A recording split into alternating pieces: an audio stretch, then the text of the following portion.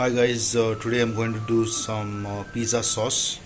So here we have ketchup, olive oil, tomato puree, onion, garlic, tomato chopped, basil, chili powder, pepper, oregano, butter, chili flakes and salt.